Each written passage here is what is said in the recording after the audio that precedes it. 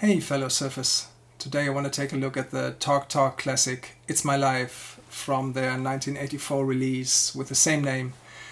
It was their greatest commercial success, and the songwriting credits go to Mark Hollis, which wrote almost all of the Talk Talk songs, and his congenial partner Tim Fries-Green, who was the keyboarder and producer of the band. I want to take a look at some of the characteristics of the Talk Talk sound, especially the choice of melody notes that Hollis uses in relation to the choice of harmonies that lie underneath it. And last but not least, the strange modulation that takes part from the verse to the pre-chorus. So let's head over to the other screen and head right into it. Let me play you the intro of the song first.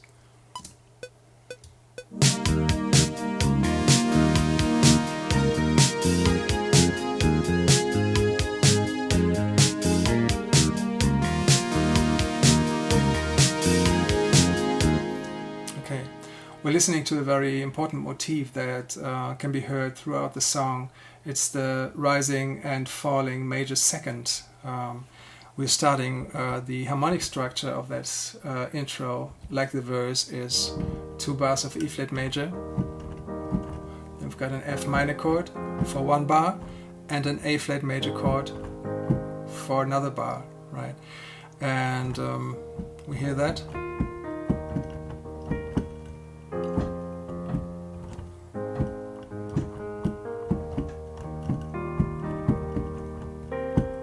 Sorry. So we've got this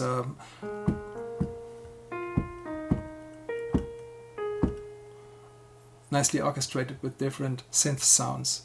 Already here the use of the melodic notes is kind of suspension and release, right? Here we've got the second degree of our E flat major chord falling to the root note.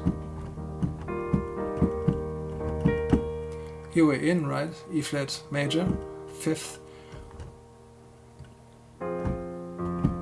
falling to our A flat, the 3rd of the F minor chord. Let's see how they develop that motif and jump into the first verse.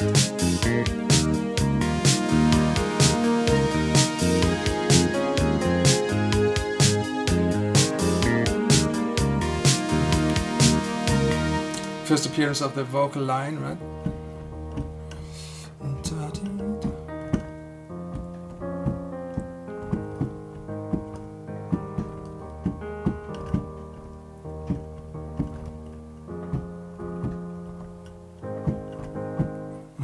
So how do the melodic notes relate to the underlying chorus? Mark Hollis lets us wait for a whole bar till he starts singing, which in itself creates a lot of tension. Right? Waiting, starting on the strong downbeat and immediately going to an upbeat phrase.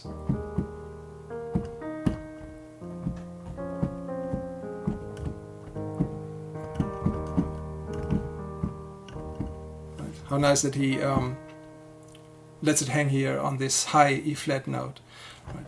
So we know that already. The E flat is known to us from the intro, right?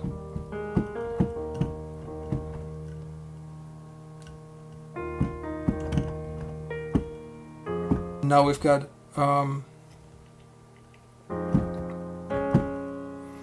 E flat, D flat. So these first 3 notes are all part of our E flat major chord, right? With this passing A flat, chord tone G and B flat, and then the bass advances to the F minor, to the F, leading to our F minor chord, and it makes the E flat to a dissonant note, right? The flat 7th, resolving to the flat 6. A flat is in. For a short second, we've got the syncopated G here in our A flat chord, which makes it the 7th too, but immediately we're reaching the E flat, and it's the 3rd again with the nota cambiata, the G, A flat G, the upper neighbor. So tension, held note,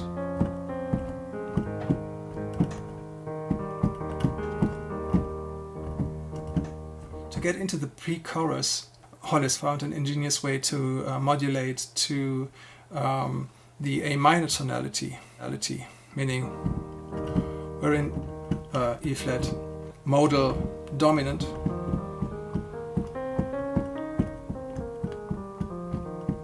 right, because we want to go back.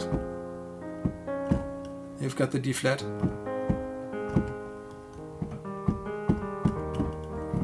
wanting to go back to the E flat major chord, and he wants to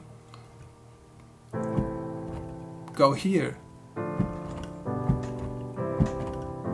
Right. This seems to be very far apart for our ears, but he reaches it in a very easy manner. This is our last A flat major chord, and we use the A flat to change it enharmonically to a G sharp and make it the 3rd of our E chord that we use to as a dominant to reach our A minor chord.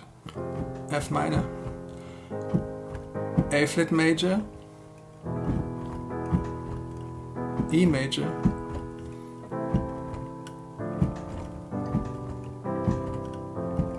we had B flat, E flat, A flat, D flat, and reaching C major. It's relative major, the A minor chord. Okay, I play you the thing. It's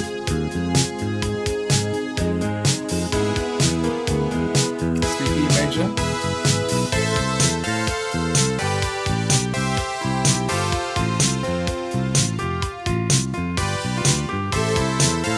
This time around we have to wait for 2 whole bars before Hollis starts to sing, so he's really making it suspenseful here.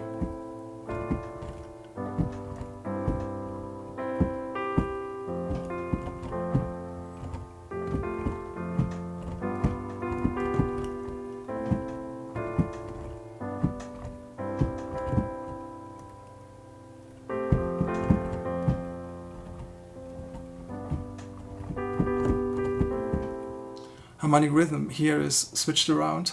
Let's say this is 1 bar A, 1 bar G, and 2 bars of F major with a passing G chord.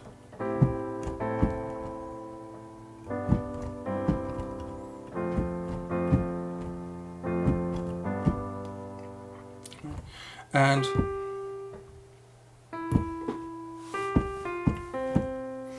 you could argue that this vocal phrase here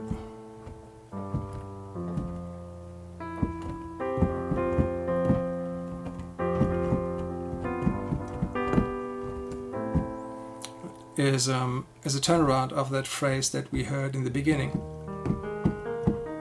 This rising second, major second and 4th is turned around here to falling second, falling major second, and falling 4th.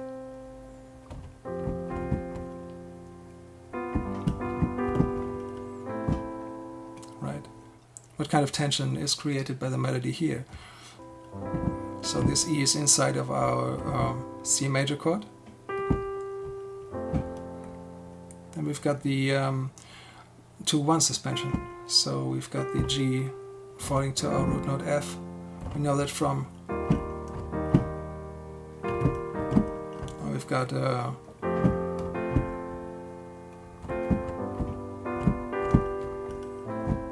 right. And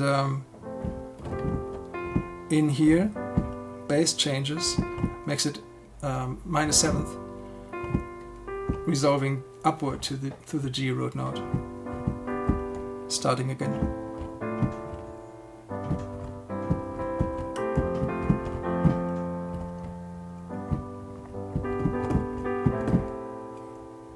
And leading to the chorus. The chorus, yes.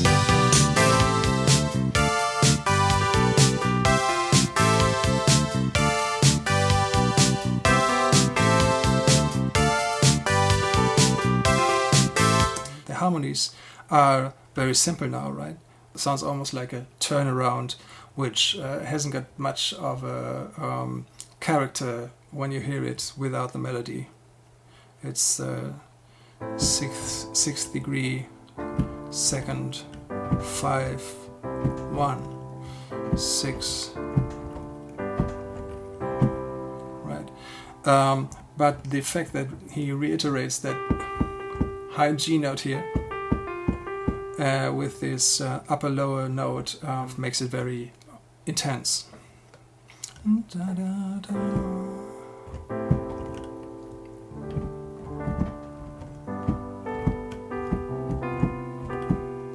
It's the 7th here with our A minor chord.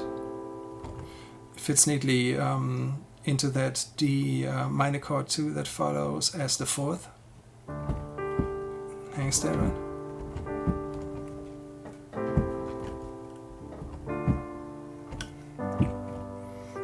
G is, we reach the G chord and it's obviously the root note of that.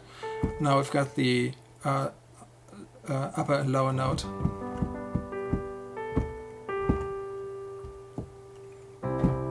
C all right, lower note F, 4th to 5th.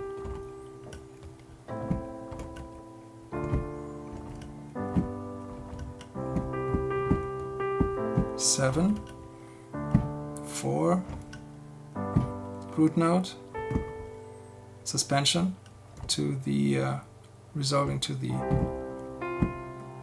5th of the C chord. Harmonic rhythm is totally compressed here. It's 2 beats per chord. Everything happens very quickly and intensely. How does Mark Hollis get back to our E flat dominant modal tonal center from this this C chord? He just lets it drop a 5th. We reach an open F. We don't know if it's F major, F minor. We just hear the F, and the thing that's coming close to the falling 5th as a resolution, G to C, right, is the major second, right? So we've got the F, and we just have to drop another step and reach the E flat major. So we've got the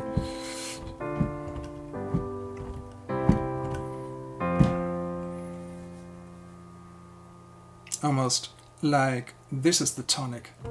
With an F major tonic, we at least would reach one B flat, right? We're going in the B direction. And it's another drop, starting from the beginning. Good.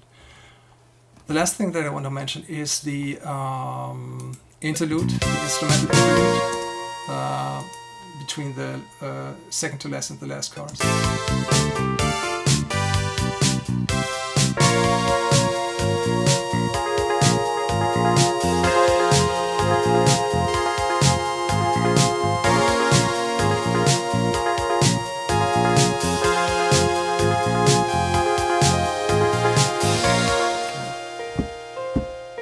Second, let's talk about the chords first.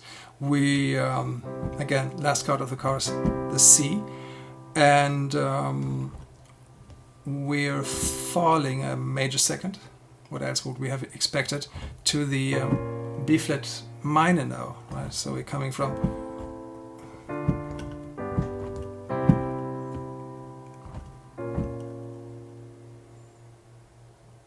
it works. And heading into an F minor chord.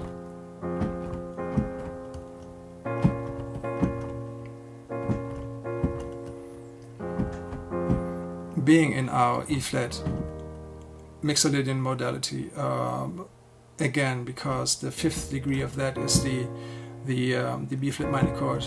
This is all part of it, F, right? So we're kind of in the verse right now, tonality-wise.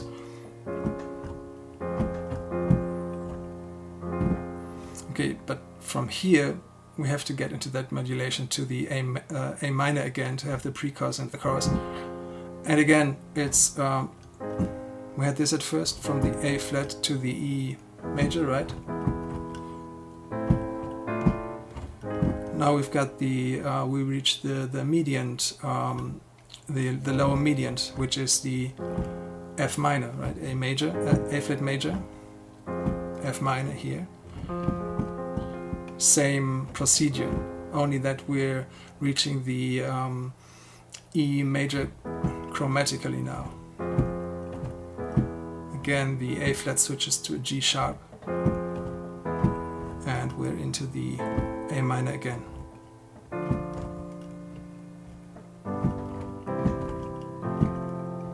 Right, cool. A lot of major seconds in that song, upwards, downwards, and used as suspensions and resolutions, and I like it very much because these little motifs really add to the coherence of the song and make it a whole and good to listen to. I mean, you're constantly reminded of these, subconsciously reminded of that parts that are and how they are glued together. Obviously the talk sounds with the acoustic strumming guitar and the rhythm machines and the synth. Last but not least, Hollis' very special voice and way of phrasing makes it very good to listen to. I hope you liked it too and could get a little bit further into the song and maybe appreciate it a little bit more. See you the next time around. Bye bye.